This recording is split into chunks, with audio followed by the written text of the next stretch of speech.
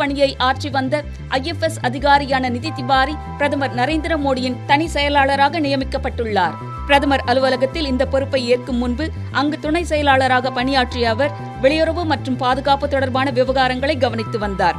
லக்னோவை சேர்ந்த நிதி திவாரி தனது பள்ளி மற்றும் கல்லூரி படிப்பை அங்கேயே முடித்தார். இளங்கலை அறிவியல் படிப்பை முடித்த பிறகு பனாரஸ் இந்து பல்கலைக்கழகத்தில் உயிர்வேதியியல் முதுநிலை பட்டம் பெற்றார்.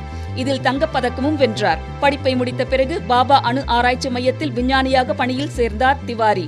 எனினும் அரசு நிர்வாக பணியில் சேர வேண்டும் என்ற தனது விருப்பத்தை கைவிடவில்லை. 2008 BARC பணியை விட்டு விலகி மத்திய அரசு பணியாளர் தேர்வாணையத்தின் UPSC குடியுரிமை பணி தேர்வுக்கு தன்னை தயார்படுத்திக் கொண்டார்.